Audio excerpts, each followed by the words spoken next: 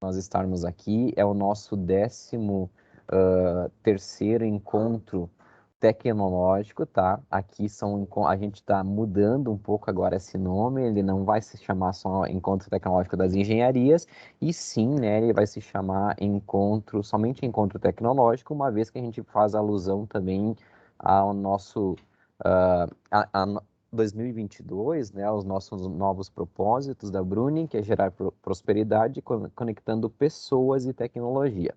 Dentro desse contexto, né, nós estamos aqui com a professora doutora Terrimar, contextualizando um pouco. A professora Terrimar, então, é graduada em Ciências Biológicas, mestre em Microbiologia e doutora em Ensino da Ciência, professora e pesquisadora na Universidade Federal de Santa Maria e coordenadora do projeto da UFSM Detecta, responsável pelo diagnóstico da Covid-19 para a região noroeste do Rio Grande do Sul.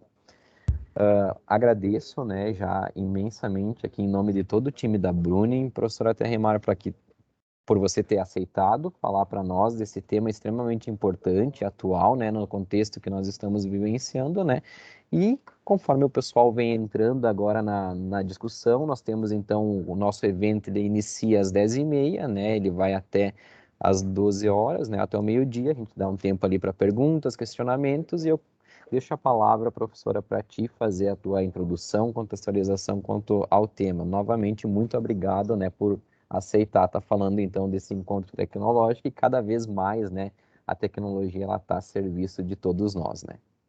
Exatamente. Então, bom dia a todos os participantes desse evento. Eu quero começar agradecendo, Diego, pelo convite. Eu sou uma professora típica, quer dizer, sempre que me chamam para falar, eu realmente faço questão de aceitar e ir, porque eu entendo a importância dessa interação entre a universidade, a comunidade, entre a ciência e a população, né, e o cidadão. Eu acho que essa aproximação faz muita diferença, principalmente nesse momento. Eu também quero parabenizar a Bruning pela iniciativa, né? Porque embora não seja um assunto relacionado à expertise de vocês, vocês se interessaram por ele. E eu acredito muito no que nós aqui na ciência chamamos de popularização da ciência ou de alfabetização científica. Esses termos são importantes porque eles nos mostram que você pode ser uma pessoa que sabe ler, mas se você não souber compreender aquilo que está lendo, você acaba não tendo uma força suficiente correta, né, para julgar, como a gente estava falando antes, né, informações, fazer julgamentos daquilo que te dão. Então, para que você saiba julgar o que te dão, você precisa ter informações sobre isso. E por isso que eu parabenizo a empresa, porque eu acho que é extremamente importante essa ideia de vocês colocarem essa alfabetização, né, ou essa vinda dessa tecnologia diferente para a área de vocês. Não deixa de ser, né, muito do que eu vou falar aqui tem de tecnologia também, e eu acho que é bem importante, então, em relação a isso. Então, agradeço e parabenizo ao mesmo tempo. Eu sou, como o Diego falou, então, eu sou professora na Universidade Federal de Santa Maria, aqui em Palmeira das Missões, e eu falo para vocês do lugar de uma professora de microbiologia, então eu já trabalho com microbiologia há bastante tempo, é a minha área de atuação, e também com o ensino de ciências, que é de onde eu tenho essa ideia da alfabetização científica, e principalmente por estar desde o início da pandemia envolvida diretamente com a Covid-19. Tanto no diagnóstico, né, que a gente faz para a região, mas também nós fizemos várias outras ações. A gente faz o diagnóstico de Covid, mas a gente faz também vigilância genômica, que é essa área, então, de identificar as variantes na região. A gente faz treinamento para funcionários, profissionais de saúde, professores, então, também trabalhando com essa questão da alfabetização científica. Então, é desse lugar que eu venho falar para vocês hoje. E quero também deixar claro que, embora eu trabalhe eu não sou a dona da verdade, né? Então, o que eu vou mostrar para vocês muito não é minha opinião, é sempre informação, e essas informações eu retiro de dados, né? Eu retiro de números, ou eu retiro de coisas que a ciência já sedimentou. Então, não tem aqui a minha opinião, tem aqui informações a partir de dados científicos que eu vou trazer para vocês. A partir dessas informações, né, que são os nossos resultados, a conclusão vocês vão tirar depois. Então, a discussão do assunto vocês podem trazer depois. Se vocês quiserem ir conversando ao longo do tempo, eu não sei se tem alguma dinâmica ou preferem no final, mas tranquilo também. Eu vou fazer uma apresentação, então aqui vou mostrar para vocês a apresentação. Eu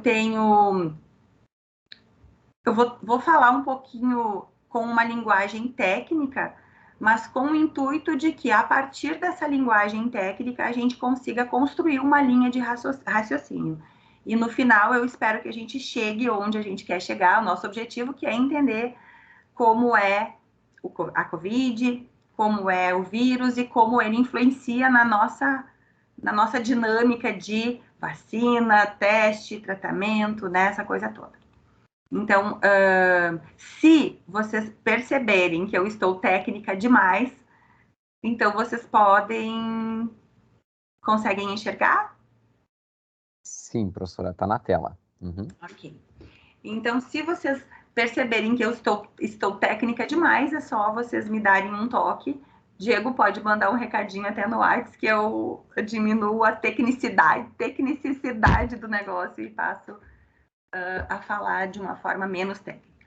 Perfeito. Bom, então, tá bom. A ideia, então, é falarmos sobre a COVID e também o vírus, né, o SARS-CoV-2, que é o tema do nosso momento. O que nós vamos falar ao longo da nossa fala, do nosso trabalho? Eu vou mostrar um pouquinho para vocês sobre quem é o coronavírus e como ele interage com a gente, né, com o seu hospedeiro, que somos nós. Vamos falar um pouquinho sobre as variantes. Eu vou tentar não trazer essas informações que a mídia traz todo momento, tipo, a variante tem tantos casos, porque isso eu acredito que vocês ligando a televisão já tem, né, esses números, assim. Vou tentar falar de uma outra forma, entender o que é.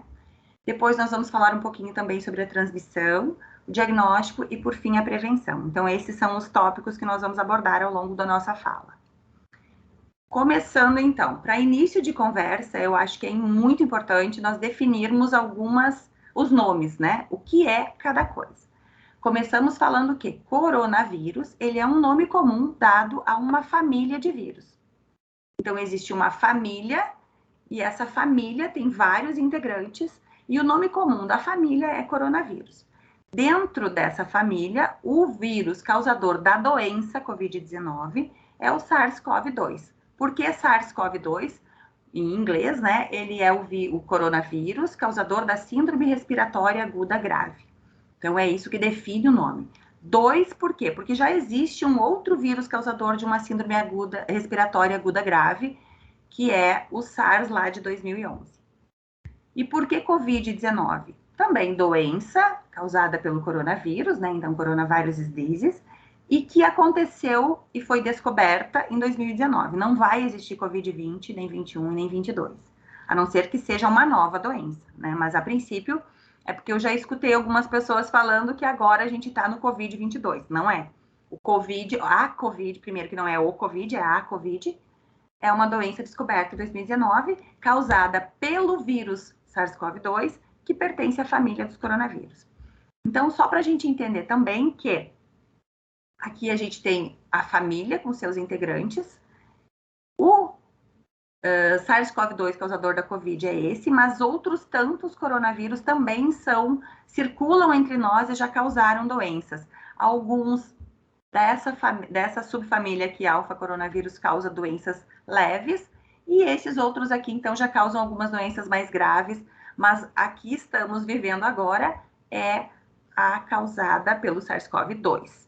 Então, para mostrar para vocês que existem outros coronavírus também, que já circulam entre nós e entre os animais também. Os coronavírus, eles foram descobertos ou foram observados, pelo menos, em 1967. Então, não é um vírus recente. Ele existe na natureza desde sempre, né? É um vírus que circula na natureza naturalmente, tendo como seu principal hospedeiro os morcegos. E já tivemos, ao longo da história, vários surtos causados por esse vírus, por essa família de vírus, né? Não é esse vírus SARS-CoV-2, mas a gente teve aqui, ó, HCoV em 1967, esse outro HCoV também em 2005, MERS em 2012, em 2018 teve outro, SARS em 19, e o SARS, que é o nosso, né, em 2019. Então, a gente já vem tendo histórico de surtos e epidemias causados por coronavírus ao longo da história. Por que que eles têm essa possibilidade? Porque eles têm, a família toda tem na sua estrutura uma possibilidade de infectar células em humanos. Então, qualquer modificação que ele sofra pode gerar essa capacidade, né, de se ligar às células humanas, e aí a gente vai ter uma infecção passando de morcego para humano. Tem muita discussão em relação a como surgiu o SARS-CoV, né? E sendo que a discussão menos aceita, mas mais difundida, é de que foi uma invenção de um laboratório chinês. Essa não é uma teoria cientificamente aceita até então. Não significa que não possa ser descoberta, desvendada daqui para frente. Mas a OMS, ela fez uma pesquisa bastante minuciosa e ela trouxe à tona, a público, 4 possibilidades. Uma possibilidade número 1, que ela chama de possível e provável, é que isso seja um transbordamento zoonótico, ou seja, saiu de um morcego e contaminou humanos. Isso se deve a um episódio que aconteceu em Wuhan, alguns anos atrás, em que mineradores tiveram uma doença muito semelhante a essa síndrome respiratória aguda grave. E, na época, não foi possível identificar o causador da doença. Então, o que se sabe é que lá teve uma doença com sintomas, né, sintomatologia muito semelhante. Por isso, esse é uma das hipóteses. A outra hipótese é que teve um transbordamento a partir de um hospedeiro intermediário. Então, do morcego, o vírus teria, depois a gente vai falar sobre as mutações, teria sofrido mutação e contaminado a partir de, então, um pangolim. Pangolim é tipo um tatu. E do tatu, né, do pangolim, ele teria conseguido saltar para humanos. Isso não é impossível, então é considerado uma via muito provável, porque esse pangolim é um animal silvestre, sendo um animal silvestre também convive com os morcegos, e ele é comercializado ilegalmente no mercado chinês, e no caso onde foi encontrado, no mercado de Wuhan, e talvez, então, essa interação entre o pangolim e o morcego, e depois o pangolim e o humano, tenha oferecido uma possibilidade desse salto, né? Isso acontece aqui também, né?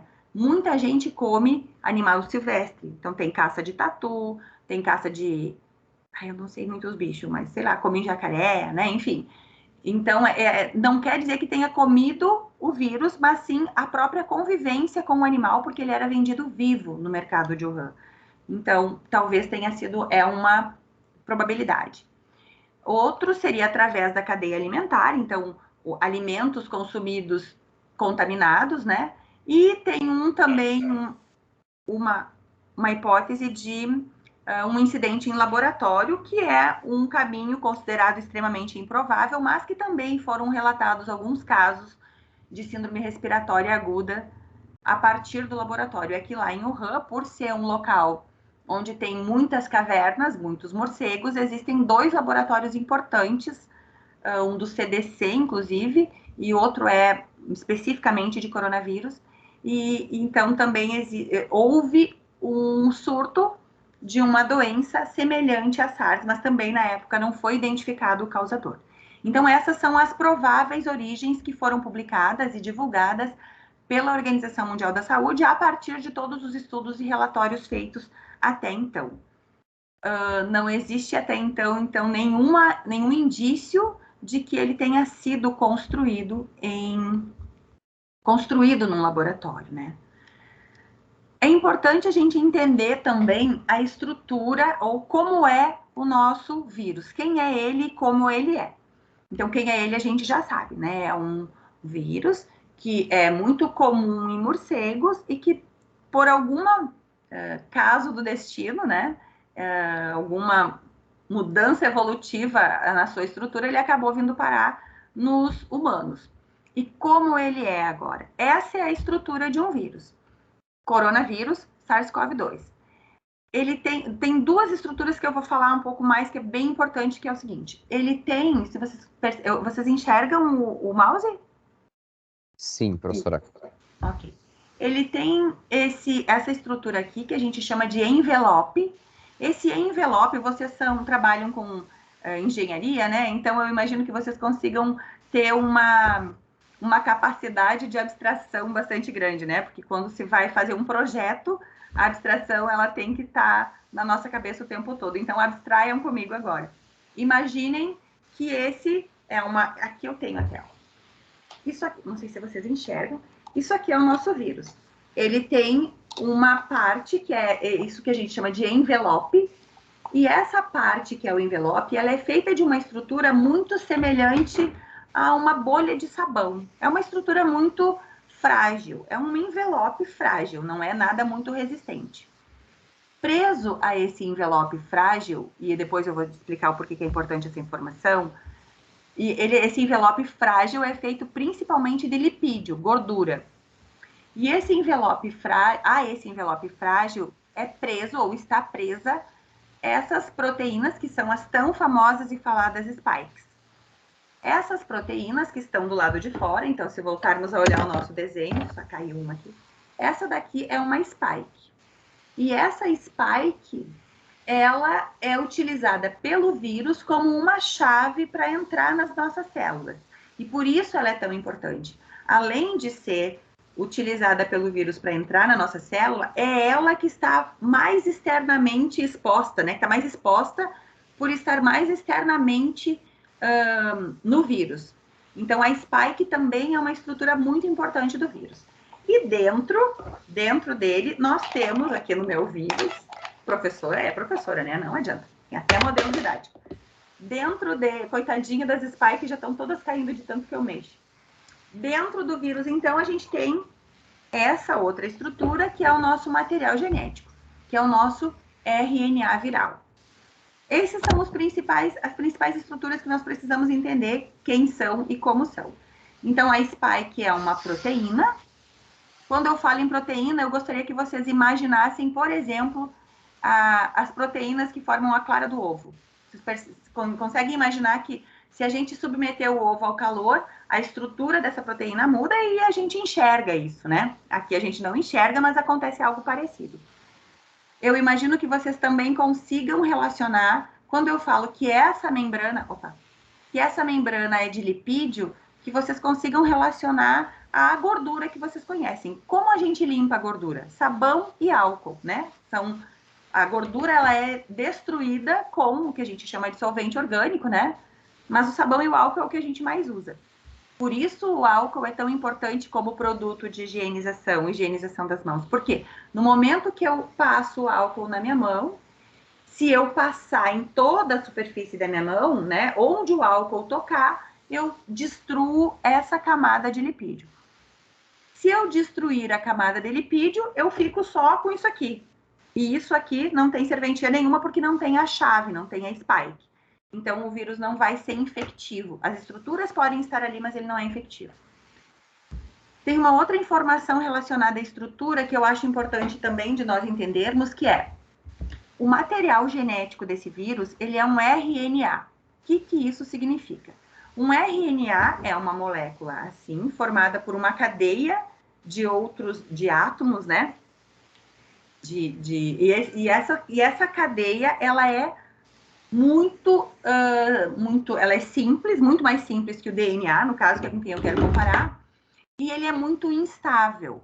O que quer dizer que ele é instável? Ele pode se quebrar, pode se romper, qualquer coisa pode estragar ele muito facilmente, tipo, temperatura alta destrói RNA, qualquer tipo de ácido destrói RNA, Só que quando o vírus está íntegro, esse RNA está protegido pelo envelope, então ele não é destruído facilmente. Mas no momento que eu romper, esse RNA pode facilmente ser destruído. Aqui nessa imagem eu tenho a imagem do RNA e a imagem do DNA. É importante vocês prestarem atenção nessa estrutura e no que eu falo que são diferentes, porque isso implica lá na informação de que eu vou falar para vocês de que uma vacina de RNA, como a vacina da Pfizer, não é capaz de mudar o nosso material genético. E esse é um dos principais motivos, são moléculas diferentes. Imaginem vocês que estão construindo aí uma peça de metal, né?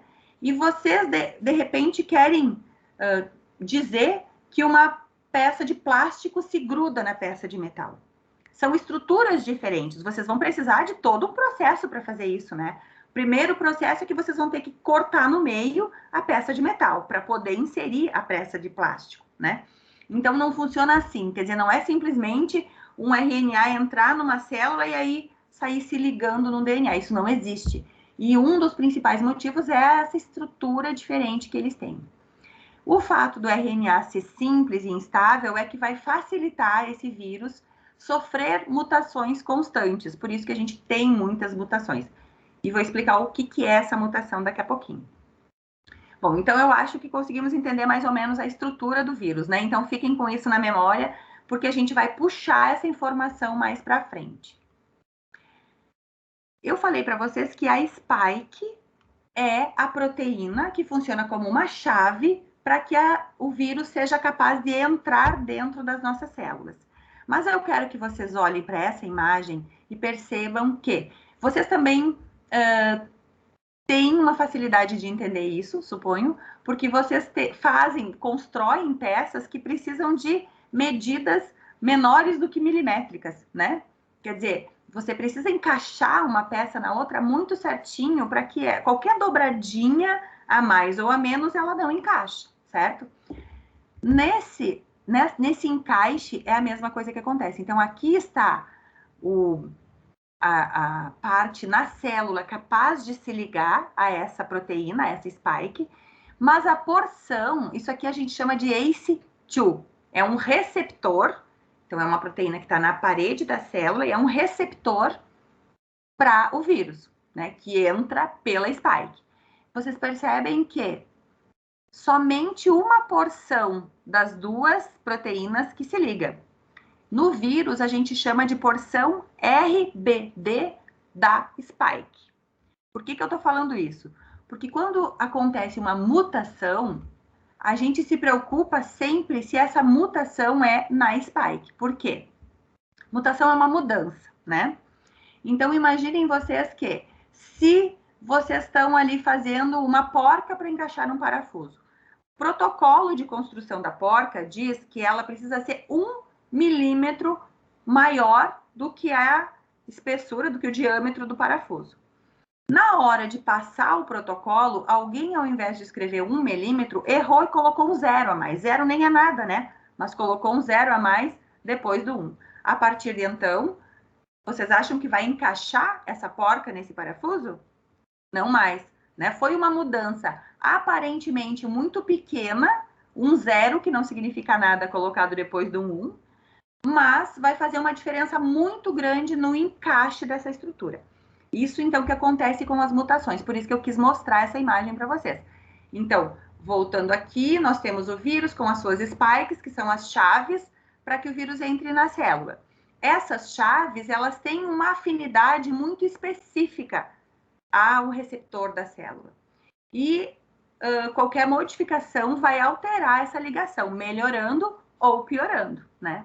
Então, no caso agora da Omicron, essa mudança melhorou essa afinidade, melhorou essa ligação e por isso a gente tem um vírus muito mais infeccioso. Ele é capaz de se ligar muito mais facilmente às nossas células do que as variantes anteriores, porque essa modificação aqui aconteceu para melhor. O que o vírus faz depois de ele se ligar numa célula? Também acho que vai ser fácil para vocês imaginarem, porque vocês trabalham numa fábrica, né? O que acontece? O vírus, ele vai fazer como se fosse uma outra empresa entregando somente um protocolo de construção de uma peça para vocês. Onde está esse protocolo? O protocolo é o RNA. Aqui no RNA vai estar escrito todas as informações de como um vírus vai ser montado, de tudo. Tem a receita para spike, a receita para aquele envelope, tudo está escrito nesse RNA. No momento que esse vírus injeta essa receita, imaginando vocês recebendo um protocolo, toda a célula vai passar a trabalhar para aquele vírus.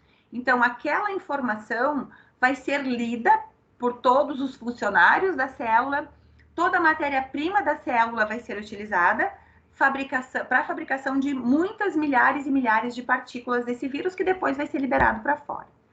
Então, imaginem vocês aí recebendo um protocolo, todos os funcionários, as máquinas e inclusive a matéria-prima de vocês vai ser utilizada agora para a fabricação de uma peça que não é de vocês. Uma peça que vocês nem sabiam que existia, não conheciam, nunca tinham visto. Mas vocês tinham da máquina e tinham a receita.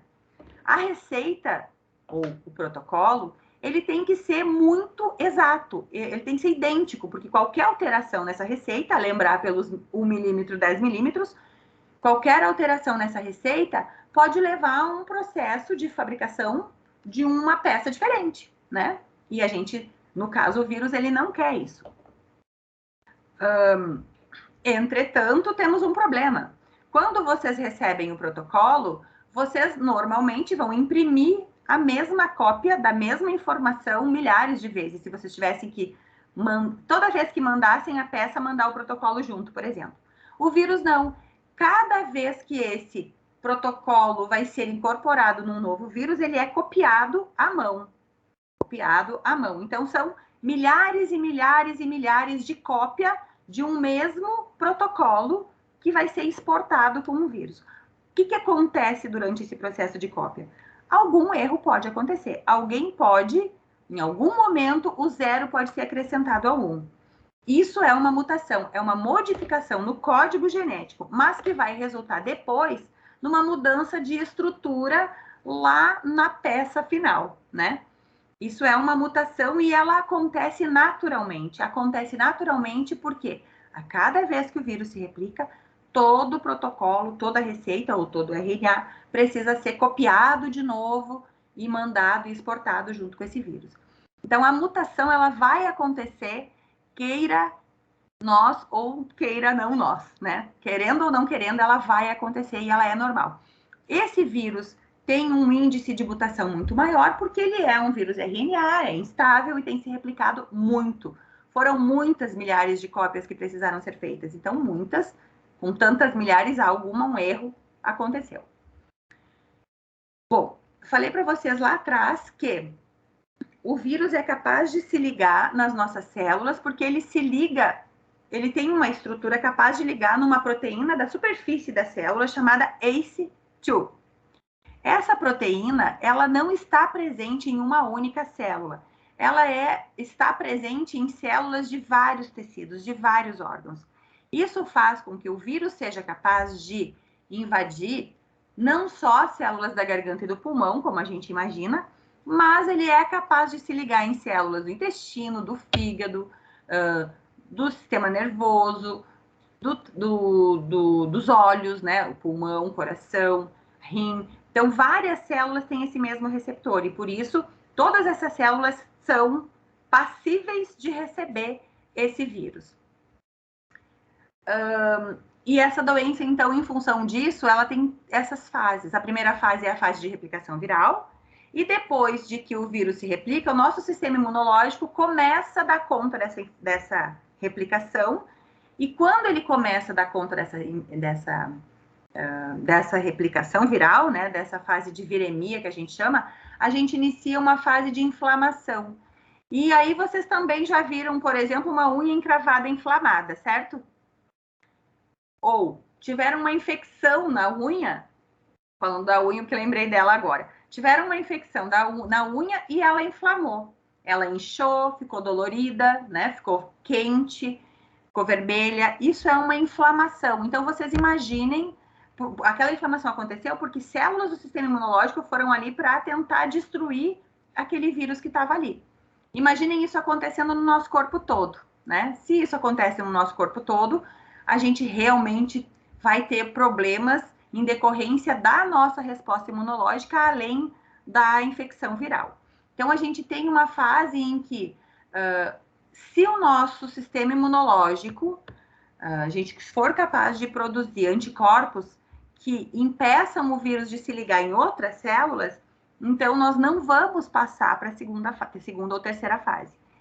Se a gente não for capaz, a gente vai acabar passando para a segunda e para a terceira fase, que aí é a pior. E ainda a gente não tem aqui nessa imagem, mas nós temos agora uma quarta fase, né, que é a síndrome pós-Covid. São muitas sequelas deixadas pelo processo inflamatório. Dentre elas, uma muito comum é a queda de cabelo, outra é o AVC, trombose, né? Essas coisas comumente acontecem porque aquela região acabou sofrendo um processo de inflamação. Bom, entendemos mais ou menos como é o vírus original, né? O vírus de Wuhan. Agora vamos tentar entender um pouquinho o que é uma variante, então. Essa imagem, ela parece confusa, mas eu vou explicar para vocês e vocês vão entender facinho. Isso daqui é a spike do vírus da variante Delta. Isso daqui é a spike da variante Omicron. Esses pontos coloridos, no caso, são regiões da Delta, da spike da Delta, que sofreram modificação. Então, sofreram modificação é aquilo que eu falei antes para vocês. Na cópia do RNA, uma letrinha foi copiada errado, botaram um 0 a mais, agora aqui, esse furo, né, esse furo não é mais de 1 milímetro, é de 10 milímetros. Não encaixa, ou encaixa diferente. Então, todas essas mutações aconteceram na Delta. São diferenças da spike original. O que isso implica? Depois a gente vai falar no que isso implica. E todos esses pontos coloridos são modificações acontecidas na Omicron.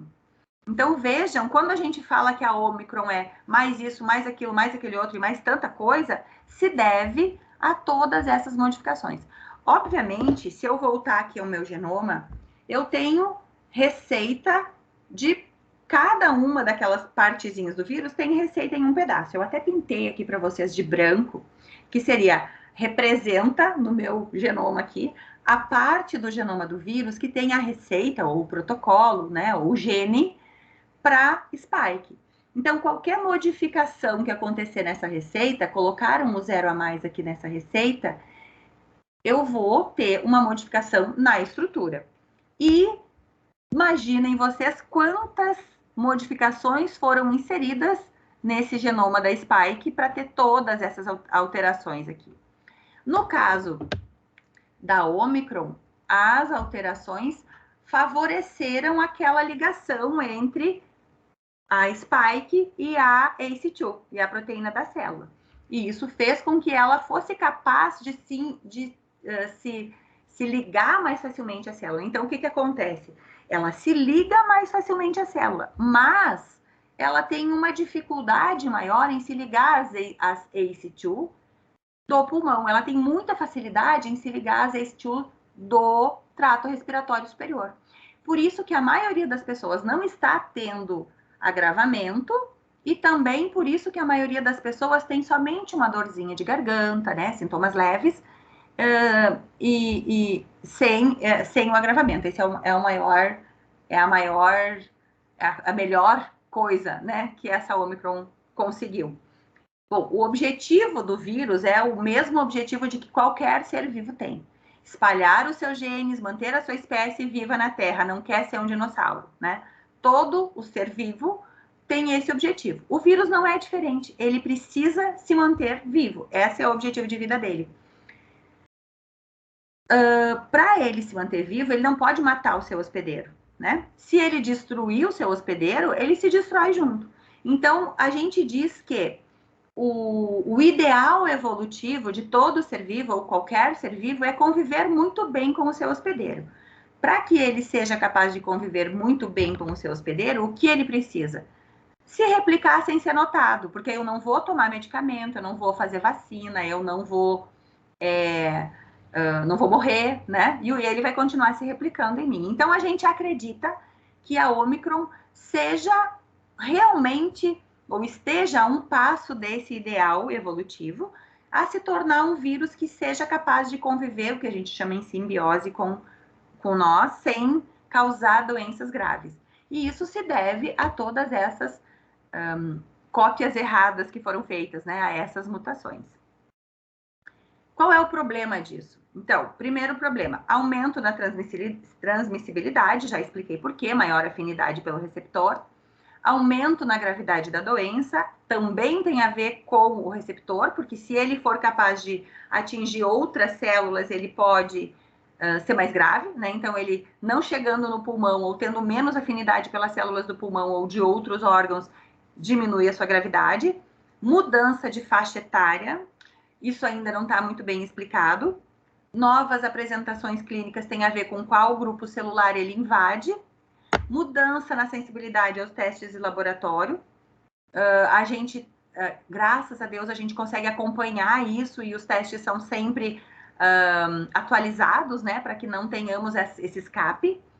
E o escape viral. Por que o escape viral das vacinas?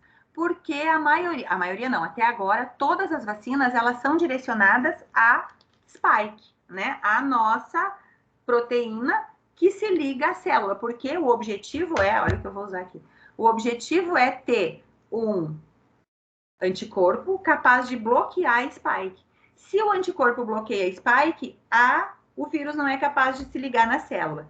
Então, o vírus não se ligando na célula, não se replica, não tem infecção, não tem Covid, né? Mas, se essa modificação na spike for muito grande, acontece ou pode acontecer esse escape. Aqui a gente tem um gráfico que mostra como a dinâmica de variação dessas variantes, né?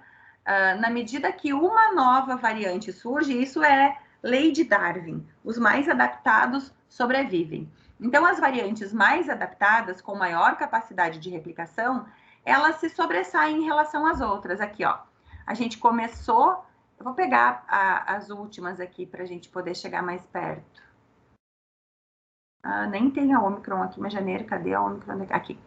Ó, a Ômicron aqui, ela tá começando a dominar já quase 100% das amostras hoje é de Ômicron. A gente tem um quantitativo pequeno, porque ainda nem deu tempo de sequenciar tantas amostras, né? Mas aqui, antes a gente tinha a Delta, tô enxergando onde ela tá ali, aqui. A Delta, antes da Delta a gente tinha a P1, e assim por diante, né? Na medida que uma começa, olha, aqui começou pequenininho, tomou conta. A mesma coisa aqui. A P1 aqui, né? Começou pequenininho e tomou conta, né? Elas vão se sobressaindo em relação às outras, porque elas são mais adaptadas. Isso é evolução. Não sei se vocês conseguiram entender o que é uma variante. Uma variante é uma variação desse vírus, e cada variante tem uma especificidade no seu genoma que faz com que, na hora de fabricar o vírus, também haja diferença na estrutura desse vírus. Então, essas são as variantes. E hoje a gente conhece já, então, aqui tem as que são variantes de preocupação, a gente tem variantes de interesse, variantes de preocupação. As variantes de preocupação são aquelas que acontece isso, né? Quando domina uma população, então a gente passa a chamar essa variante de preocupação. Enquanto ela somente apresenta mutações diferentes, ela é uma variante de interesse e precisa ser monitorada. Agora, a variante de preocupação, então, é a Ômicron, aqui está tomando conta da nossa população, e nós já temos agora uma variante da Ômicron também, que começou lá na África do Sul, né, de novo, começou lá na África do Sul a tomar conta do país também. Bom, e como são transmitidos esses vírus?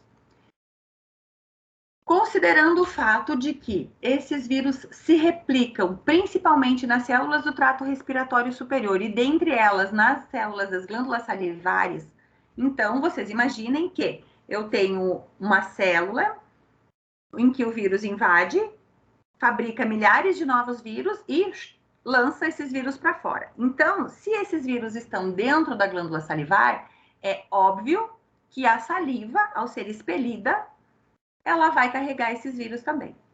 Existem vários estudos que tentam entender, ou que entendem, que buscam entender a dinâmica de comportamento das partículas de saliva emitidas para o ambiente. Então, se estuda dessas partículas o que a gente chama de decaimento físico, decaimento biológico e aquisição. O decaimento físico é o estudo da dinâmica de mudança de tamanho, de estrutura, peso, massa dessas partículas, e com esses estudos a gente consegue entender, ou conseguiu chegar à conclusão, de que partículas de saliva grandes, e me parece até que isso não seria, que seria óbvio, né?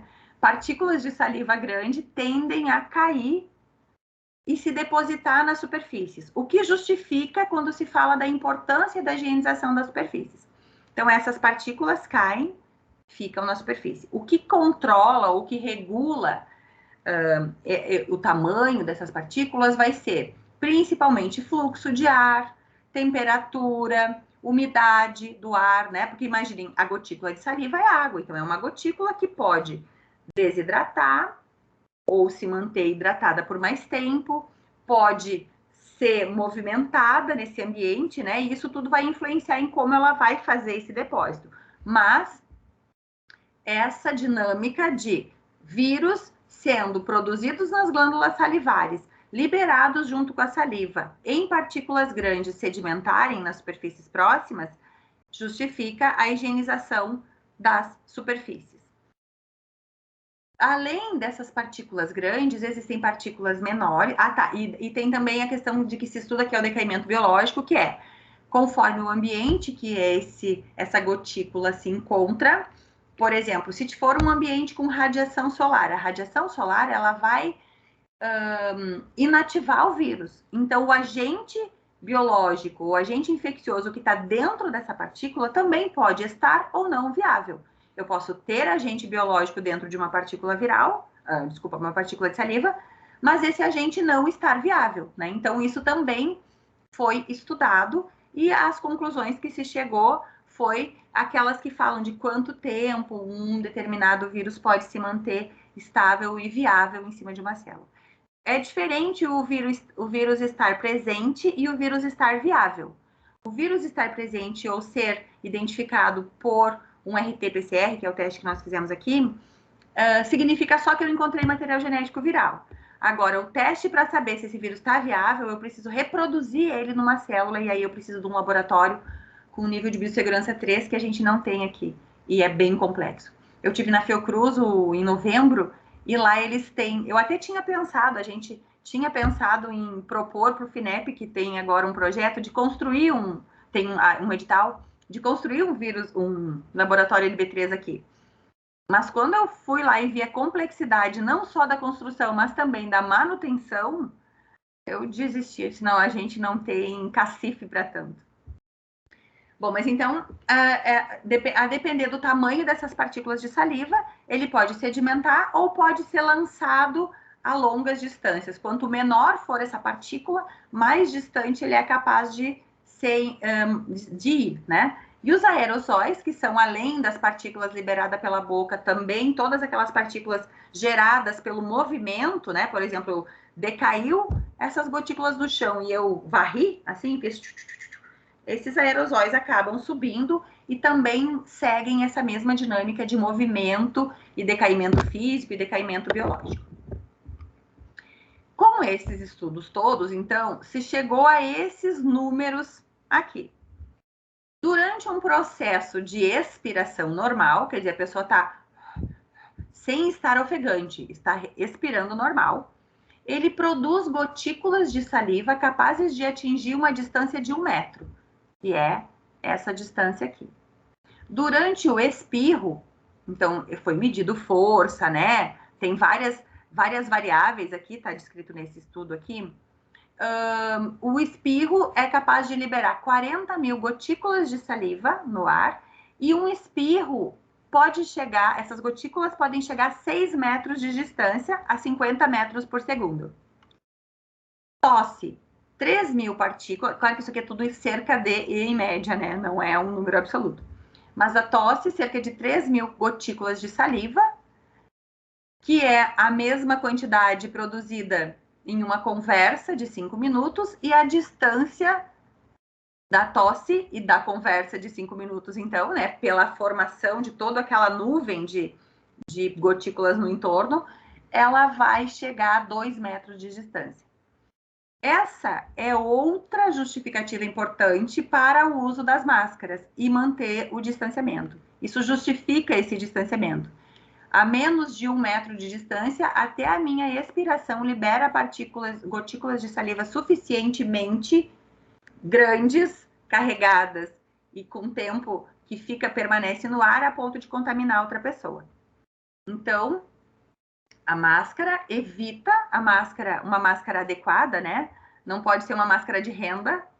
A máscara adequada, ela evita que a saliva seja lançada no ambiente e evita que a saliva lançada no ambiente chegue até a nossa mucosa da boca, principalmente também. Em relação à transmissão, eu acho que no momento que a gente entende essa dinâmica, a dinâmica de onde o vírus é produzido e como ele é liberado no ambiente, fica fácil de entender todas aquelas regras. Não aperte a mão, higienize a mão frequentemente. Vocês já sabem o porquê do álcool e do sabão, destrói o envelope do vírus. A gente entende também o porquê, a importância de deixar ventilação, né, janela aberta, circulação de ar, a radiação solar, é muito importante. A gente entende o uso da máscara e o distanciamento. Então, eu acho que, por isso que eu falo para vocês que eu queria mostrar algumas informações técnicas que talvez ajudassem no entendimento do porquê das regras. Porque normalmente o que acontece é que as pessoas chegam e nos impõem uma regra sem a justificativa do porquê ela é importante. E eu acho que se a gente souber o porquê, fica mais fácil aceitar a regra, né? Então, esse estudo eu achei muito legal. Não é o mesmo estudo, na verdade, eu acho até que eu botei o mesmo artigo aqui. Esse artigo, ele é desse estudo aqui, mas não é desse aqui. São 2 artigos diferentes. Outra coisa em relação à transmissão é que todo mundo pergunta: ok, eu tive Covid, mas o meu marido não teve Covid. Por quê? Bom, então existem 2 grupos de pesquisa no Brasil. Um é da professora Maiana Azar, da USP, que é fantástica, e o outro é de uma epidemiologista não lembro de onde. Mas, enfim, tem esses 2 grupos, eles estão tentando entender essa dinâmica de por que uns pegam e outros não pegam. Eles estudaram casais, em que um pegou e outro não pegou, e eles chegaram a essas informações. Eles chamaram essas pessoas de superimunes, né? Embora a gente não saiba exatamente o termo ainda, isso é potencialmente um nome, né? Mas não é um nome ainda. Mas eles chegaram a alguns fatores genéticos diferentes entre essas 2 pessoas. Então, algumas mutações naquela proteína de superfície. Na verdade, aqui vai ficar um pouco complicado eu explicar, mas ativação do sistema imune de forma diferente também em outro. Isso tudo por análise genética. Sequenciaram o genoma dessas pessoas e viram essas diferenças. Também observaram, mas aí sem ainda uma explicação muito plausível, que o homem transmite mais que a mulher. Uma das possibilidades e das hipóteses seria que o homem tem mais receptores ACE2 no trato respiratório superior, o que faz com que mais células sejam infectadas e mais vírus sejam produzidos. Observaram, então, que na saliva a carga viral do homem é 10 vezes maior do que da mulher, mas na orofaringe é igual. Então, a saliva tem muito mais vírus no homem, mas se a gente pegar o suave e for lá na orofaringe, a carga viral é a mesma. Por enquanto, essas foram as informações que foram conseguidas, né, até agora. Provavelmente, daqui 1 ou 2 anos, a gente tem informações mais precisas e mais fáceis de se entender. Mas o que eu queria dizer com isso é que os cientistas estão atentos a essa pergunta também e estão tentando responder. Como acontece, então, o diagnóstico? Eu estou rápida demais, é que eu vou olhando aqui para o horário. Tá ok, professora, pode seguir. Okay. eu vou olhando para o horário e vou tentando não chegar lá no fim igual aquelas pessoas das palestras que eu fico indignada de como não prestaram atenção no tempo. Chega no final e diz, não, esse passa, né? Diagnóstico, então. Bom, hoje o diagnóstico é feito basicamente a partir do SWAB na orofaringe, na nasofaringe ou orofaringe, com o intuito de retirar células dessa região, que é onde o vírus está se replicando. Então, quando a gente passa o SWAB, ele precisa dar uma cavocada, porque ele precisa retirar célula. Raramente a gente vai encontrar vírus livre ali. Vai encontrar vírus dentro da célula. Então, depois, no processo do diagnóstico, a gente precisa romper essa célula e expor esse vírus para que ele seja avaliado. Então, a gente dá realmente essa cavocada. Tem alguns estudos agora mostrando que a Omicron também pode ser avaliada na saliva. Então, a gente até vai fazer um teste aqui agora, coletando saliva, para comparar as duas metodologias e ver se são eficientes para a nossa população, pelo menos. Em relação ao exame, qual exame fazer? Isso é sempre uma dúvida, né? Cada exame tem que ser feito em uma determinada fase da doença. E isso se deve ao que a gente chama de história natural da doença, o processo como as coisas acontecem. Inicialmente, a gente tem o vírus se replicando, correto? Se a gente tem o vírus se replicando, o que eu posso achar para me dizer se o vírus está ali? O vírus, né? Então, eu preciso, inicialmente, na fase inicial da doença, que pode ser a partir, então, aqui do 2º dia até o 10º dia, a gente recomenda, ou 12º dia, né, de sintomas, a gente vai fazer esses 2 tipos de teste aqui que vão verificar a presença do vírus, que é o teste do PCR.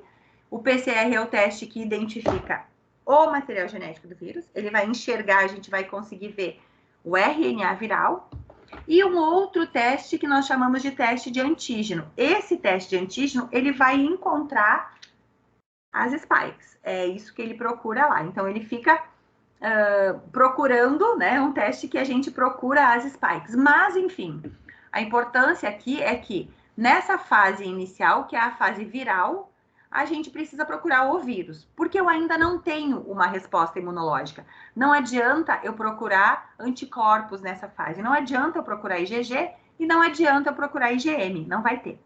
A minha primeira linha de defesa, a primeira coisa que o meu corpo faz para me defender desse patógeno, né, desse vírus, é produzir um grupo de anticorpos que a gente chama de IgM. Então, por isso que a gente fala assim, que IgM positivo é concordante com infecção ativa. Quer dizer que eu ainda estou começando o processo de resposta imunológica. A partir de um determinado momento, o nosso sistema imunológico já reconheceu esse patógeno, já reconheceu esse antígeno ou esse corpo estranho, e aí ele começa a produzir um outro grupo de anticorpos que ele é mais robusto, né? Que é o que a gente chama de IgM. Então, o que significa que tem uma fase da doença, que não é a fase inicial, que eu posso fazer o teste sorológico. O teste sorológico é aquele feito com o sangue. Então, esse teste feito com o sangue, que pode ser no laboratório ou na farmácia, eu só vou poder fazer a partir de, no mínimo, no 10º dia, porque antes eu não tenho anticorpo, eu só tenho vírus, não tenho anticorpo, não adianta eu procurar anticorpo que eu não vou ter.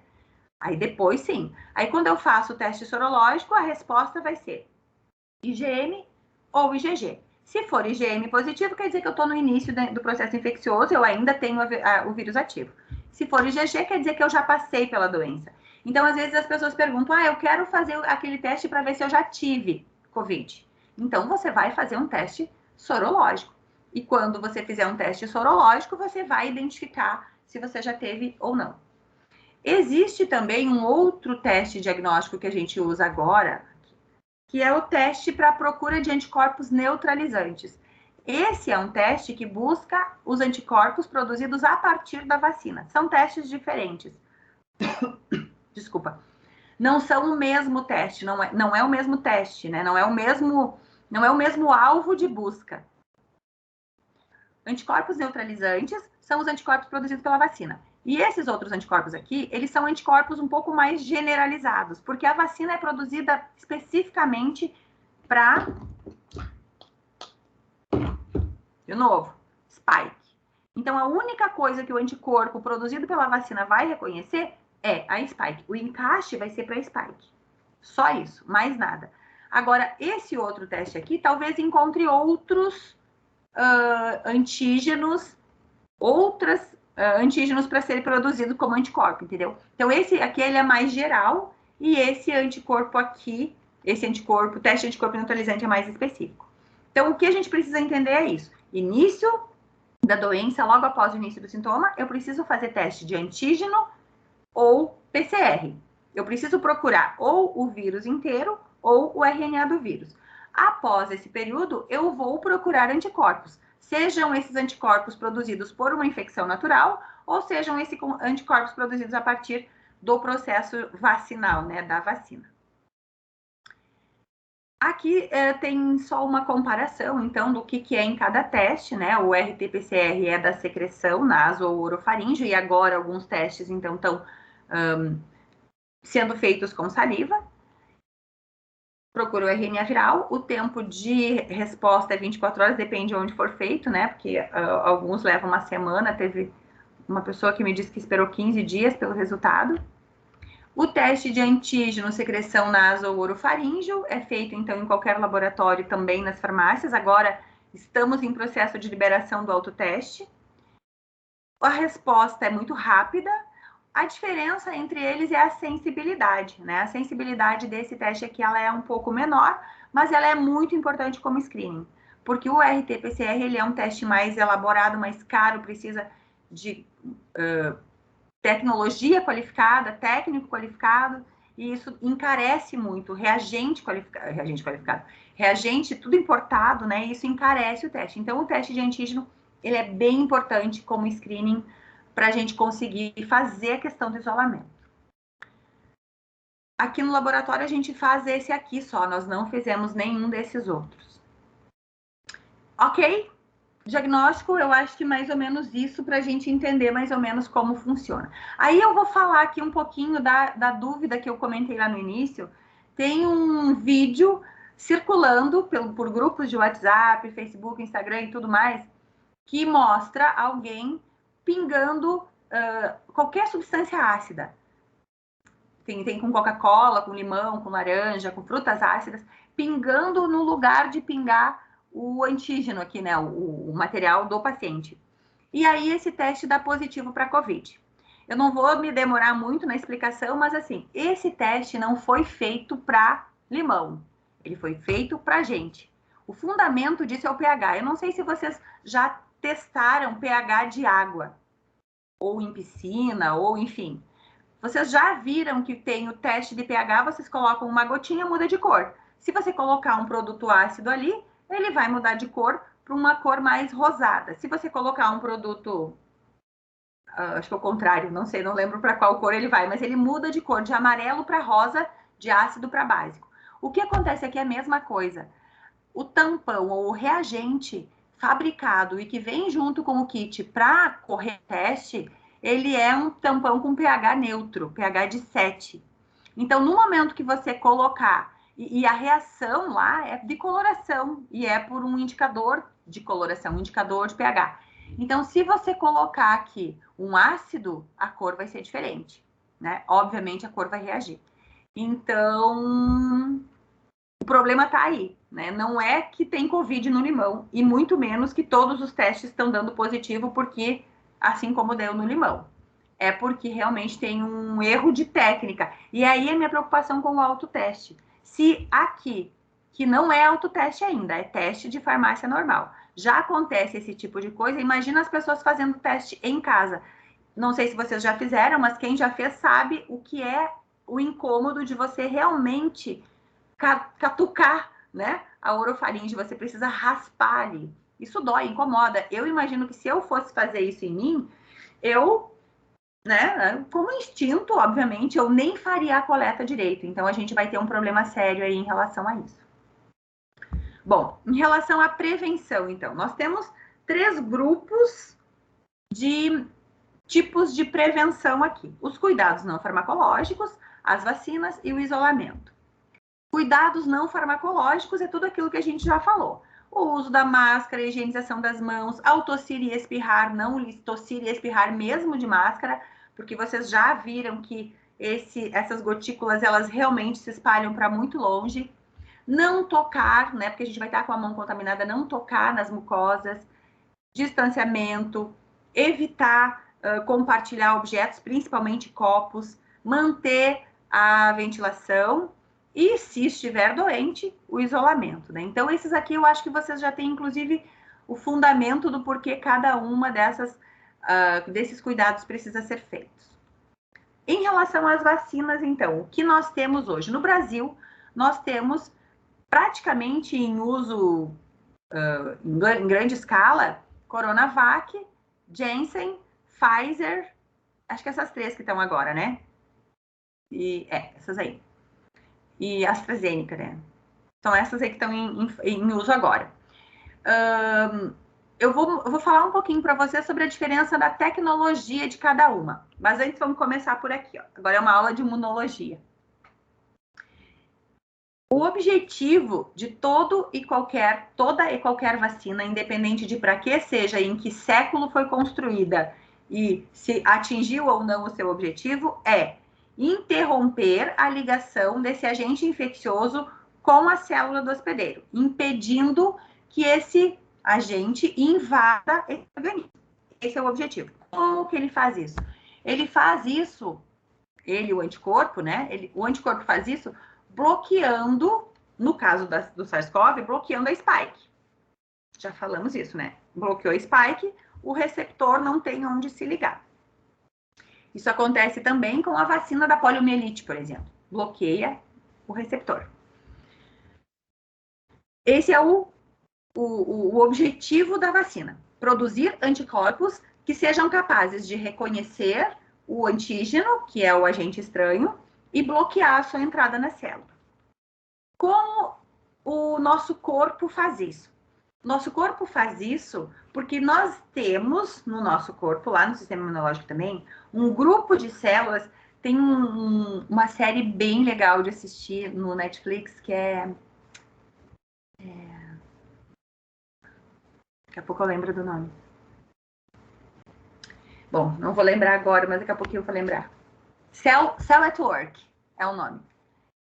Tem em português também, mas Cell at Work, ele mostra como funciona todas as células do nosso corpo em vídeo, em filme, e é um filme japonês. Então, para quem gosta de anime, ou para quem tem filho que gosta de anime, eu na minha casa tenho uma filha que é mais japonesa do que portuguesa, do que brasileira, ela gosta e a gente assiste junto. Então, lá dá para entender, inclusive, a dinâmica do sistema imunológico. Mas no nosso organismo, circulando pelo nosso corpo, nós temos um grupo de células que se chama de células apresentadoras de antígenos. Qual é o objetivo dessas células? Encontrarem alguma coisa que elas não reconhecem, nunca nem vi isso, né? Tem ali um corpo estranho passeando por aquele corpo, por aquele organismo. Essas células, ao enxergarem esse organismo, elas pegam, roubam para dentro, né? Elas engolfam, a gente chama isso de fagocitam. Elas fagocitam esse antígeno, esse corpo estranho, e depois elas processam, quebram todo ele em pedacinho e apresentam, expõem para o resto das células desse sistema imunológico enxergarem. Tipo assim, olha só o que eu achei. Eu achei isso aqui não é nosso, por favor, vamos dar conta de acabar com isso. Esse é o objetivo dessas células. Elas estão por ali circulante fazendo isso. Quando elas fazem essa apresentação de antígeno, que a gente chama, as outras células, que são as células que produzem anticorpos, vão então dizer assim, ok, vamos então montar todo um esquema de proteção contra esse corpo estranho.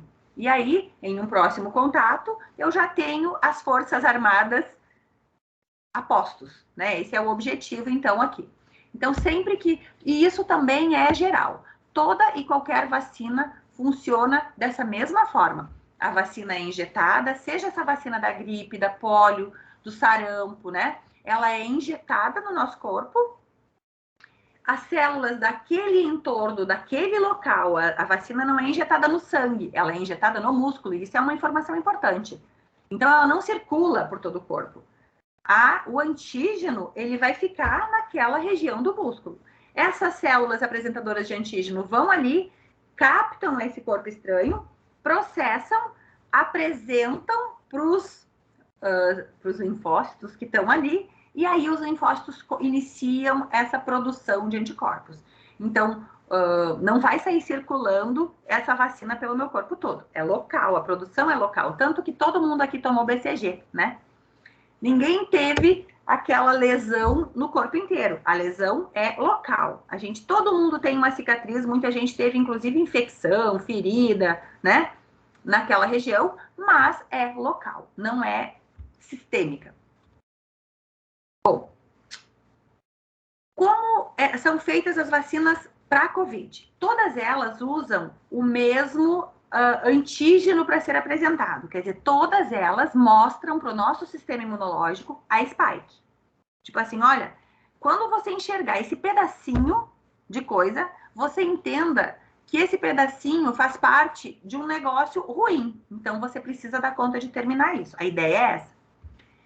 Esse pedacinho, essa spike, ela tem a sua receita codificada num pedacinho do RNA. Não é o RNA todo. Tem um pedacinho que tem a receita para spike. Então, vamos trabalhar pensando nisso. Spike é o alvo, porque é uma proteína imunogênica capaz de estimular o sistema imunológico, e ela tem uma receita num pedacinho do RNA viral. O que faz, então, cada uma das vacinas? Vou explicar aqui a Coronavac, por exemplo. A Coronavac, ela usa o sistema de vacinas, de produção de vacinas, o que a gente chama de plataforma, né? A plataforma de produção de vacinas mais conhecida e utilizada até hoje. Tipo, muitas vacinas são produzidas assim, que é um vírus inteiro, eles pegam o vírus inteiro, aquecem esse vírus a ponto de... Lembram do ovo que eu falei? Muda a estrutura, a gente não come ovo com aquela clara daquele jeito, o clara é de outro jeito. Então, aquece ou usa formaldeído, que é um outro produto químico, e com isso a estrutura proteica do nosso coronavírus modifica também. Desse jeito, eu tenho um vírus capaz de estimular o meu sistema imune, mas não de invadir a célula e causar infecção. Então, a gente diz que a Coronavac, ela tem um vírus inativado, né? Um vírus inativado por calor ou por um produto específico, que no caso é o formaldeído. O restante do processo é o mesmo.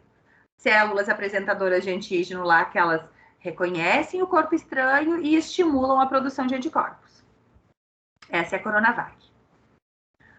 As outras duas vacinas que se usa aqui no Brasil, que é a AstraZeneca e Janssen, elas têm uma plataforma um pouquinho diferente e mais inovadora, de segunda geração, que é o seguinte: eles usam um vírus chamado de adenovírus, é um vírus que não causa doenças em humanos, quer dizer, tem um deles que sim, mas ele é modificado geneticamente, esse vírus, para não ser capaz de se reproduzir dentro das nossas células. Então, porque imaginem assim, o objetivo aqui, no caso desse vírus, o objetivo sempre é mostrar o pedaço estranho, né? É que a célula apresente o antígeno para o restante do sistema imunológico. Então, vocês imaginem que esse negócio precisa ser entregue dentro da célula. Como que ele vai ser entregue? Ele vai ser entregue usando esse adenovírus. O adenovírus invade a célula, entrega o material genético. O material genético, que daí aqui no caso eles modificam e fazem um DNA, produz as proteínas spike, e as proteínas spike são apresentadas. E o restante do processo é igual. A PC vai lá, destrói a célula e fabrica anticorpos. Usa o adenovírus. A Pfizer, que é a mais coitada, né, assim, dramática, o que ela faz é usar aquele pedacinho, só esse pedacinho, e esse pedacinho é injetado dentro de uma bolha, como se fosse a bolha de sabão. Dentro de uma bolha de sabão, que a gente chama de lipossomo. Esse lipossomo, então, tem dentro dele esse pedacinho de RNA e é entregue ali. A APC vai ali, a apresentadora de antígeno vai ali, lê, mas só lê aquele pedacinho. Não tem como fabricar um vírus inteiro. Só tem como fabricar aquele pedacinho, porque só tem receita para aquele pedacinho. Fabrica o pedacinho, a APC vai lá, produz anticorpos. Não, eu já falei isso para vocês. Não existe como o RNA do vírus se integrar no nosso genoma. Isso não existe, não há possibilidade disso acontecer. Biologicamente, se isso acontecer, vai ser a descoberta da América, vai ser o próximo passo da biologia molecular. Um RNA se integrou num DNA sem coisa nenhuma. Então, para a gente saber que isso não existe. Essas são as plataformas, então, das vacinas. Agora eu quero mostrar para vocês dados, então também não tem nada a ver com opinião, alguns dados relacionados à eficácia da vacina obtidos esses dados aqui já são de 2022, esse aqui é do último boletim epidemiológico. Eu peguei esses dados do Rio de Janeiro, porque os dados aqui do Rio Grande do Sul, eles não estão tão bonitinhos assim, não são tão evidentes. A gente consegue perceber que o número, na verdade o número, ele não vai diminuir muito, porque a gente tem essas ondas de infecção, né? Mas a gente tem a taxa de mortalidade evidentemente diminuída a partir do momento que a gente tem uma grande parte da população vacinada. O que faz a vacina que não deixa ficar doente, mas não impede a infecção? A questão é a seguinte, eu expliquei lá no início para vocês que a primeira fase da infecção é a fase de replicação do vírus. E só a partir de então é que esse sistema imunológico dá conta de reconhecer e produzir os anticorpos, né? Então, nesse caso, a gente ainda não tem um sistema de vacina, talvez um dia tenha, que seja capaz de reconhecer esse antígeno logo que o antígeno, ou logo que o coronavírus invade a nossa célula. Então, ele vai se replicar ali. Só que ele vai se replicar, mas vai ficar numa quantidade menor. Não vai invadir tecidos que são mais vitais, por exemplo, e com isso vai reduzir a taxa de mortalidade. O funcionamento dessa vacina é muito parecido com o funcionamento da vacina da poliomielite. Poliomielite é uma doença praticamente erradicada no mundo. Não erradicada ainda porque alguns países e locais não deixam as crianças serem vacinadas. Mas na maioria do mundo é praticamente erradicada, né? O que acontece aqui com a poliomielite? Por que vocês acham que a gente segue tendo que tomar a vacina se não existe mais ninguém com poliomielite? A gente segue tomando a vacina porque o vírus da polio segue circulando. E por que o vírus segue circulando? O vírus só vai circular se ele existir. E ele só existe se for capaz de infectar a célula e se replicar. Isso significa que, eu vou usar o exemplo da polio, porque é um exemplo de uma vacina bem estabelecida que o mundo inteiro toma e que a gente sabe que funcionou para erradicar ou em vias de erradicação, né? A mesma coisa do sarampo. Essa vacina da poliomielite, ela impede que a gente tenha uma grande quantidade de vírus afetando o sistema nervoso central da criança. Então, a gente tem uma doença mais branda, a gente tem a doença causada pelo vírus da polio. E, normalmente, pode ser uma dessas viroses. Segue tendo uma doença causada por ele, com sintomas de diarreia, vômito, dores abdominais. Ok. E a pessoa tem isso e nem sabe que vírus foi. Bem, e vai. E como a transmissão do vírus da poliomielite é orofecal, o único jeito de a gente ter vírus no ambiente é a partir de alguém ter eliminado junto com as suas fezes. Senão não existia esse vírus. Então, as vacinas da Covid, elas têm uma dinâmica muito parecida. Elas impedem que haja o agravamento da doença, que seria o agravamento. Qual o agravamento da poliomielite? É a paralisia infantil, né? Então, a gente tem normalmente, membros, né, superiores, inferiores, não sei direito, paralisados a partir do agravamento da doença. Mas uma infecção branda não causa danos maiores.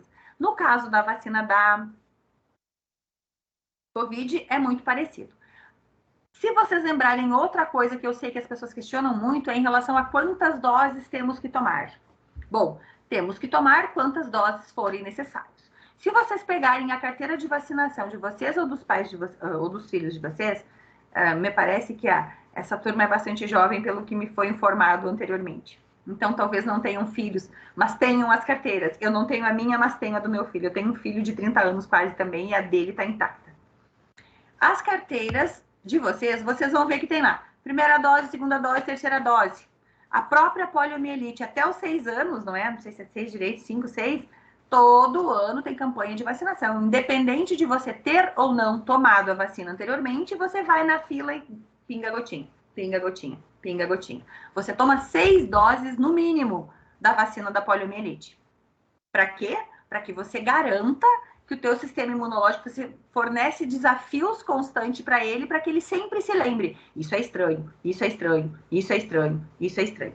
No caso da Covid, como é uma doença muito recente, estudos ainda por fazer, a gente também tem a mesma situação, né? Precisa reforçar sempre. Além de que tem as variantes que tem aquele esquema de que muda a estrutura, muda o anticorpo, né? Aqui tem outra informação também mostrando que a taxa de internação de idoso e de adultos jovens diminuiu muito, né? Essa que é 1 por cada 100 mil habitantes, diminuiu muito a partir das pessoas que têm reforço, e comparando quem tem reforço com quem não tem esquema completo, idosos ainda mais, né? 429 para 24 com reforço, 17 para 1,77. São dados, né? São números. Aqui a taxa de óbito, olha a redução da taxa de óbito, de 78 para 2,9, de 1,8 para 0. Vacinados também, né? Dos vacinados com reforço. Esse é o vacinômetro de vocês. Ainda falta pouco, né? Mas ainda acredito que vocês tenham tempo, devem estar em campanha ainda para que esse vacinômetro atinja de fato o número ideal, que é 100%, né? Lembrando sempre que se você se vacina, você se protege, mas protege os outros, e esses outros pode ser o seu pai, pode ser sua mãe. Quando a gente fala dos outros, a gente não deve pensar nos outros longe, pensa nos outros perto, né? Aqueles que de fato são importantes para você, que isso facilita o entendimento. Esse outro gráfico eu acho perfeito também, porque ele mostra a mesma coisa. Casos graves de Covid, então com internação e UTI, diminuem na medida que a vacinação, o esquema vacinal completo aumenta. Então, aqui nós temos um esquema vacinal aumentando e o número de casos graves diminuindo. E aqui estamos na terceira dose, né? Que ainda é pouco, a gente ainda não tem uma grande parte da população vacinada. Óbitos, mesma coisa. Óbitos diminuem na medida, tem até o cruzamento aqui, né? Na medida, é bonito, parece um X, inclusive, né? Na medida que a vacinação completa aumenta. Então, me parece que não tem muito como discutir contra esses números. Nós estamos agora numa fase em que está havendo, de fato, aumento de hospitalizações, de SRAG, de morte. No Rio de Janeiro também, eu acho que eles têm uma vigilância epidemiológica mais eficaz lá. Os dados do Rio de Janeiro mostram que 90% dos internados por Covid são não vacinados completo, ou com esquema incompleto. Então, concorda com esses dados daqui, que também é da vigilância. Aqui são dados da cobertura vacinal da nossa região. Vocês estão... Cadê Panambi? Eu tinha visto Panambi aqui. Acho que eu não tinha visto. Acho que eu vi Cruz Alta pensando que era Panambi. No caso, Palmeira tá bem, né? Palmeira das Missões está aqui. Ó. Estamos bem. As pessoas aqui realmente estão aderindo. Até os antivacinas se vacinam. Eu estava vendo uma live e o Átila, que é o cara da live, disse que nós estamos num país onde o esquema de vacinação ele é muito eficaz. Porque é um esquema em que até os antivacinas se vacinam, embora se vacinam meio na surdina, né? Mas fazem a propaganda contra a vacina, mas ainda que se vacinam. Aqui, de novo, mais números mostrando que o número aqui também, por 100 mil habitantes, por 100 mil pessoas por dia, vamos pegar esse dado, né, que é idade, quer dizer, número de indivíduos por 100 mil habitantes, que foi caindo na medida que a vacinação foi completa. Então, ela passou de 0,21 para 0,08 por cada 100 mil habitantes. E aqui nos idosos passou de 4,6 para 0,58. E ainda agora a gente tem a melhora ainda com a questão da... É a mesma coisa. A melhora com a questão do reforço, né? essa é uma pergunta que também fazem com bastante frequência. Tive Covid quando faço a vacina. Espera pelo menos 4 semanas após o início dos sintomas para fazer a vacina, né? Isso é um dado também importante para que a gente não saia da Covid pensando assim, meu Deus, e eu que não me vacinei agora, eu vou me vacinar. Mas daí tem que dar o tempo, né? Também foi feito um estudo muito interessante, onde eles encontraram o que a gente chama de efeito nocebo, que é o contrário do efeito placebo. Estudaram 22.578 pessoas que receberam, a vacina e outras 22 mil lá que não receberam. Mas elas não sabiam se tinham recebido ou não. E observaram que 35% das pessoas que receberam o placebo, que é aquela vacina que não faz nada, que é só água, tiveram sintomas, reações adversas à vacina. Tiveram febre, dor de cabeça. Isso é chamado de efeito nocebo, quer dizer, você sabe que vai passar mal se fez a vacina. Então, você já passou mal mesmo que não tenha feito a vacina. Então, 35% dos efeitos adversos não são efeitos da vacina, e sim efeitos da nossa cabeça mesmo. Por fim, em relação à vacina, aquilo que eu já falei, né? A vacina não é apenas uma questão individual, ela é uma questão de saúde pública e é uma questão de a gente cuidar do outro, lembrando que o outro é o meu pai, a minha mãe, o meu avô, o meu tio, que é um outro que eu gosto muito, não é um outro que eu não conheço. Outra forma, então, é o isolamento, né? A outra forma de prevenção. E o isolamento, eu conversei com o pessoal daí, né? E eles me passaram, então, a questão de como é o protocolo de isolamento de vocês. Eu imagino que vocês já devam conhecer. E esse protocolo vai levar em consideração principalmente o fato de você ter ou não feito a vacina e estar ou não sintomático. Isso acontece porque indivíduos que fazem a vacina tendem a ter um tempo menor, né, de sintoma ou mesmo de transmissão viral. Tem alguns estudos acontecendo ainda, isso ainda não está exatamente bem concluído, mas a gente sabe que assintomáticos e vacinados transmitem a doença por menos tempo. Então, isso facilita que indivíduos vacinados possam ficar menos tempo afastado e assintomáticos também. E os contatos aí é um problema, né? Porque a gente nunca sabe em qual dia que o parceiro está infectado que a gente vai se infectar também. Então, a gente vai precisar sempre contar com esse tempo para frente. Eu estou vendo que o tempo corre e eu sou uma pessoa que fala e estou tentando me controlar, mas assim, eu quero agradecer o tempo, pedir desculpas que já são 11h54 e eu devia ter terminado há 15 minutos atrás, mas eu me empolgo e às vezes me passo. Então, muito obrigada pela atenção, obrigada pelo tempo e parabéns de novo para a empresa pela iniciativa. Eu vou deixar aqui só o Insta do Detecta, né, que é o nosso projeto, que a gente costuma colocar informativos e falar algumas coisas, e quando tem alguma coisa relacionada à Covid que a gente possa falar, a gente fala se comunica com a comunidade a partir dele. Obrigada, então, Diego. Excelente, professora Terrimar. Foi muito bom essa explicação, acho que para todos, né? Aqui deu para realmente clarear muitas coisas, né? E dúvidas, né? Que nós vemos enfrentando, né? E às vezes as fake news, isso que a gente comentou. Eu vou deixar, nós temos esses 5 minutos, pessoal. Eu vi que a Paula comentou aqui para o pessoal colocar algumas perguntas no chat. Eu vi que nós temos 2, tá? E também eu vou fazer essas 2 perguntas aqui, e daí eu deixo aberto também para quem quiser abrir o microfone, né, questionar a professora Terrimar aqui também, para que a gente possa fazer. Mas a primeira pergunta, professora, é a seguinte: atualmente temos inúmeros casos sendo diagnosticados diariamente, tanto em nossa cidade como no mundo todo, porém, pelo menos em nossa cidade, baixíssimo nível de necessidade de internações. Até o momento, tratamos uma pandemia. A tendência é que passa a ser tratada como uma doença comum ou não? Ou a partir de que estágio da pandemia isso pode ou não acontecer? Na verdade, é aquilo que a gente estava falando em relação à evolução do vírus, né? A tendência é que ele passe a ser um vírus endêmico, que a gente chama, como é o vírus da gripe. E que, então, a princípio, está se buscando a produção de uma vacina única, né? Capaz de imunizar todo mundo de uma única vez, mas assim como a gripe, esse vírus muta demais, então eu acredito que não vai ser fácil ter uma vacina única para impedir, de fato, a circulação do vírus, assim como o do sarampo, por exemplo. Mas a partir de que momento, né? Você está perguntando. Bom, o momento ele vai ser definido pelo momento em que a gente consegue ter um número de casos.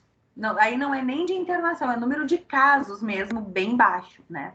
A gente sabe que o próprio influenza ele adoece a ponto de internar muita gente no mundo inteiro. Então, eu acredito que quando a Covid atingir um patamar de números, né, semelhante aos da influenza, a gente consegue tratar a Covid como uma doença endêmica. Para ela sair do estágio de pandemia, a gente tem alguns critérios aí da OMS, que é a questão de não ter casos em um percentual de continentes, né? É uma questão de continente aí. Não é nem de país, é continente. Então, não pode ter casos em todos os continentes do mundo. Aí já sai do estágio de pandemia. Mas acredito que sim. Penso eu que tem uma nova variante já, né? A Omicron já tem uma nova variante, mas já estão dizendo que é uma variante mais transmissível, mas ainda também pouco grave, como é essa. Então, se isso continuar, se o caminho for esse, de repente, em 2023, a gente tem uma vida normal, né? Eu acredito que a gente volta agora para uma meia normalidade, todo mundo vai ter que retomar suas atividades, impossível o país ficar parado por mais um ano todo, né? Nós vamos retomar a nossa normalidade em relação ao trabalho, mas em momento algum vai ser possível esquecer o uso da máscara, a higienização das mãos, ambiente aberto, tudo isso. Pelo menos ao longo ainda desse ano. Acho que ano que vem a gente já consegue, né, tratar disso com mais naturalidade. A partir do momento em que a gente tiver 100% não vai ter, mas entre 70% e 80% da população vacinada, e a gente pode ter uma doença que não agrave, né? Porque o maior drama e medo hoje é essa questão do sistema de saúde ficar superlotado. Então, de repente, tem tanta gente com Covid que eu sofro um acidente de carro e morro não pelo Covid, mas por não poder ser atendida no meu acidente de carro. Então, esse é o medo, né, de toda a população. Não ter tanto Covid a ponto de não atender todos os Covids, mas ter tanto Covid a ponto de não conseguir atender as outras demandas. Perfeito, excelente. A próxima pergunta, professor, é o seguinte: o tempo de duração do vírus em superfícies, comparando as variantes Delta e Omicron, algumas informações da internet comentam que a Omicron o tempo é maior. Se isto for real, se conhece o tempo que a variante fica na superfície? Existe algum estudo oficial sobre isso dentro do Ministério da Saúde? Não, ainda não. Em relação ao tempo exato, ainda não temos nada. O que nós temos são aqueles estudos que eu mostrei para vocês que mostram um pouco da dinâmica da gotícula de saliva e como o vírus se comporta ali dentro. Mas o tempo, mesmo aqueles estudos que saíram lá em 2020, falando assim, 7 horas em tal coisa, tantas horas em tal coisa, mesmo aqueles estudos, eles agora já não são mais considerados muito corretos, porque a metodologia que eles foram feitos foi procurando RNA. E o RNA não. Lembra que eu falei para vocês? Uma coisa é a gente achar o RNA, outra coisa é a gente achar o vírus ativo. Então, eu posso ter um RNA numa superfície, mas eu posso lamber aquela superfície e não ser infectada, porque o vírus não está ativo, as spikes não estão ali, né? Então, mesmo aquele estudo, ele foi revisto, né? E a gente agora olha para ele com esse olhar de, tinha RNA, não tinha vírus ativo. Então, depois disso, não foi feito mais um estudo, e muito menos com as variantes ainda. Acredito que alguém vai fazer, mas como eu falei, é um estudo muito mais complexo, precisa de um laboratório de nível de biossegurança 3. Quem assistiu aquele filme Contágio e Epidemia, lembram daqueles laboratórios que tem aqueles negócios que você não pode respirar? Na verdade, aquilo que a gente viu lá, como eu vi ali na Fiocruz, é pior ainda que aquilo, sabe? Você não pode ficar mais de um determinado tempo porque o ar se some. Horrível. Quem entra lá dentro quer sair correndo no mesmo segundo, porque não dá. Então, assim, não é uma pesquisa fácil de se fazer em função da demanda de estrutura. Excelente, Mas eu professor. acredito que vão ter que fazer, né? Sim, algum dia vai ser feito, né? Temos mais 3 perguntas aqui, professora. A próxima vem, há um temor quanto à vacinação das crianças. Realmente a vacina oferece riscos acentuados para os menores de 12 anos na comparação com adultos? As vacinas que foram feitas para a criança, por exemplo, a da Pfizer e a Coronavac agora também está em processo de liberação, não sei se chegaram a liberar já.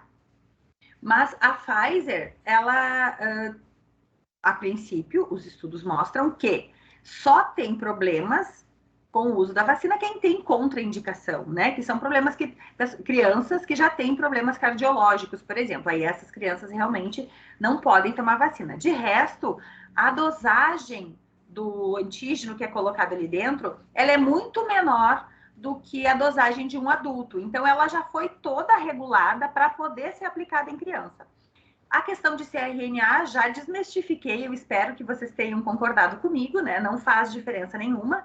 Então, ela é uma vacina como qualquer outra vacina, que só vai ter esse problema para quem tem problema cardíaco, que aí é uma recomendação do médico, né? Vai ter que falar com o médico em relação a isso. E a Coronavac, ela usa uma plataforma, e isso é por conta da plataforma Cenova, né? Toda essa discussão, porque é uma vacina de RNA, que não é uma vacina que já é bem conhecida a forma de fabricação.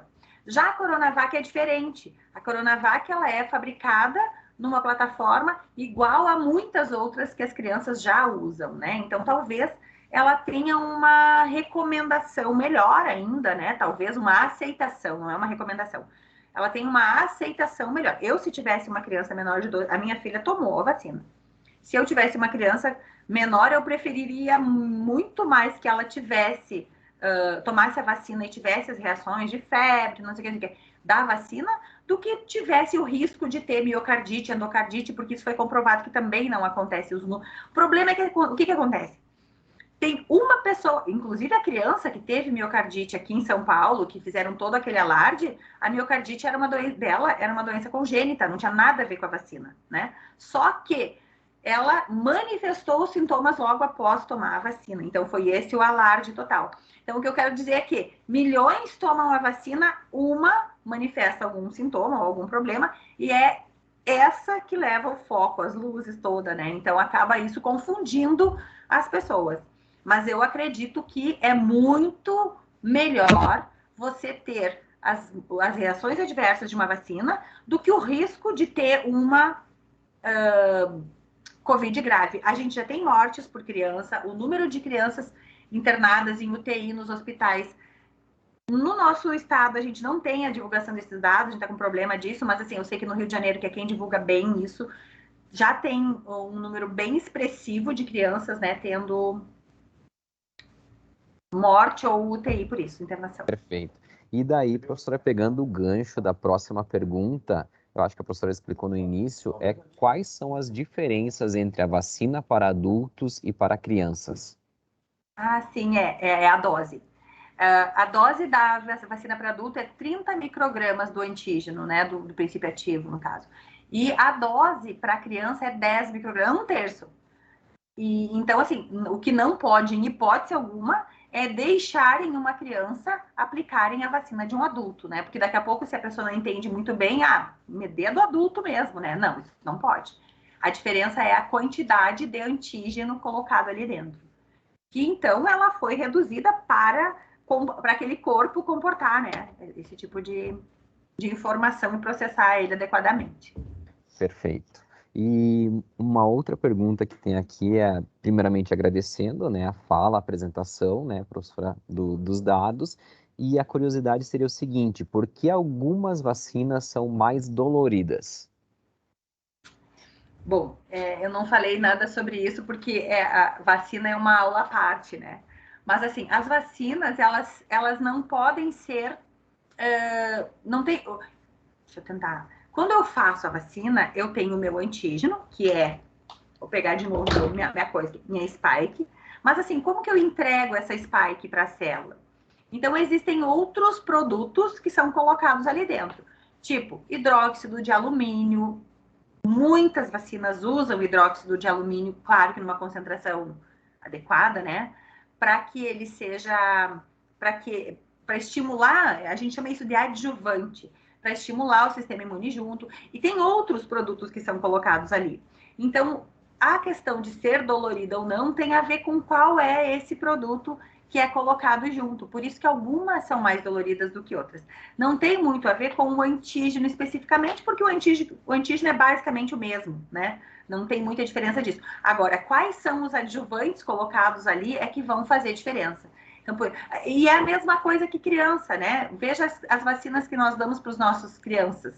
Algumas dão febre, as crianças ficam 3 dias com febre, outras a criança tem com o braço dolorido, outras não, né? Então, isso tudo varia conforme os adjuvantes colocados na vacina.